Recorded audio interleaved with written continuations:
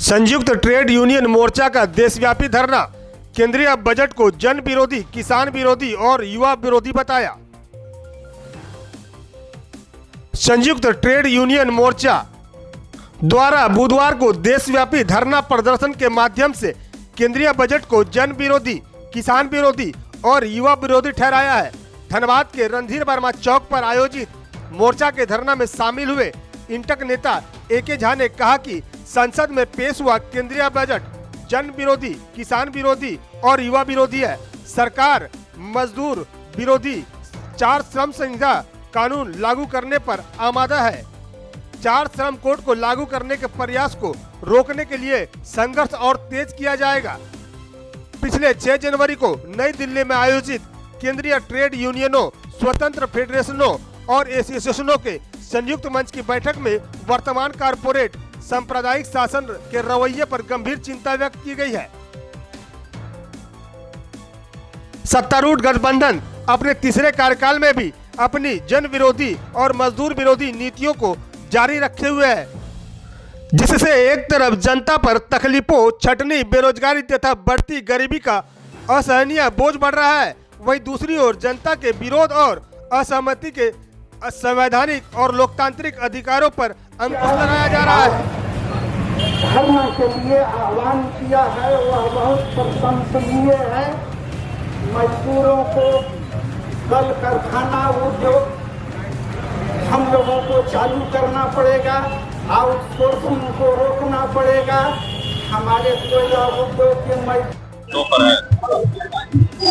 6 जनवरी को दिल्ली में सभी केंद्रीय श्रमिक संगठनों का 10 केंद्रीय श्रमिक संगठनों की संयुक्त बैठक में यह फैसला लिया गया था कि वर्तमान भाजपा सरकार जो एनडीए गवर्नमेंट है, ये सरकार जन विरोधी, मजदूर विरोधी और किसान विरोधी और इनके हकों को, इनके अधिकारों को, इनके सवालों को दबा रही है। बजट में जो बजट आया है देश के सामने, इस बजट में भी मजदूर पब्लिक सेक्टर के खिलाफ, पब्लिक सेक्टर को कमजोर करने की कोशिश की गई है। सार्वजनिक प्रतिष्ठान जहां से मजदूरों के रोजगार का अवसर पैदा होता है, आजादी के बाद पंडित नेहरू से लेकर डॉक्टर मनमोहन सिंह तक जितने प्रधानमंत्री हुए, उन्होंने देश में सार्वजनिक प्रतिष्ठानों का निर्माण किया ताकि इस देश की सबसे बड़ी समस्या पेट की समस्या रही, भुखमरी की समस्या रही और उस समस्या का समाधान यही था कि बड़े बड़े कल कारखाने, उद्योग स्थापित किए जाएं जिससे मजदूर, किसानों के बाल बच्चे, नौजवानों को नौकरी मिल सके। लेकिन ये सरकार देश को पूंजीपतियों के हवाले कर रही है, देश पूंजीपतियों की नीति के अनुसार चल रही है और बड़े बड़े पब्लिक सेक्टर जो देश के राजस्व को बढ़ाने का काम करता है, मैं कोल इंडिया लिमिटेड की बात करता हूँ। कोल इंडिया लिमिटेड में 1-2 करोड़ नहीं, 65,000 करोड़ रुपया भारत के राजस्व के रूप में दिया और हर संकट की घड़ी में कोल इंडिया लिमिटेड और मजदूर खड़ा रहा। इंदिरा जी के एक दस्तखत से 7.5 लाख लोगों को रोजगार मिला था। आज कोल इंडिया में मात्र 1.5 लाख लोग, 2 लाख लोग काम कर रहे हैं। भारत को किंग कोल लिमिटेड जो लाइफ लाइन है धनबाद का, वहां पर 1 लाख, इस कंपनी में 1,80,000 मजदूर काम करते थे। आज 32-33 हजार मजदूर काम करने के लिए, रोजगार के सारे दरवाजे बंद कर दिए गए हैं।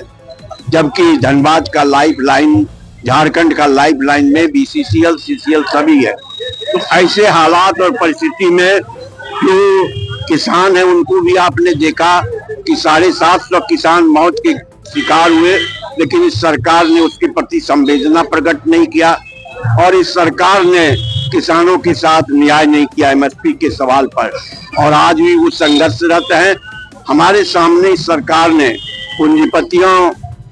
पूंजीपति के बल पर चलने वाली सरकार ने एक ही विकल्प छोड़ा है कि संघर्ष का रास्ता ले, महात्मा गांधी के बताए रास्ते पर हम चले और आज उसी रास्ते पर चलने के लिए देश के तमाम श्रमिक संगठनों का आह्वान पर हमने आज यहाँ रणधीर वर्मा चौक पर धरना का कार्यक्रम आयोजित किया है, जिसमें सभी सेंट्रल ट्रेड यूनियन बीएमएस को छोड़कर और रेस सभी पेंशनिंग यूनियन चाहे जिस भी दल से संबंधित हो वो सभी आज हमारी इस लड़ाई में साथ है। ये हमारा इस देश की सरकार की जो एंटी लेबर पॉलिसी है, लेबर कोड लेबर कानून जो मजदूरों के हित में था उसको बदल दिया गया, 4 लेबर कोड कर दिया गया। सरकार 90 घंटा 6 दिन में काम देने के लिए सोच रही है। आज भी बंधुआ मजदूरों की तरह आउटसोर्सिंग मजदूरों को काम दिया जा रहा है। ठेकेदारी मजदूरों के सामने भी सवाल है। ये सारे सवाल से हम गुजर रहे हैं और हमारी आवाज कोई सुनने के लिए तैयार नहीं।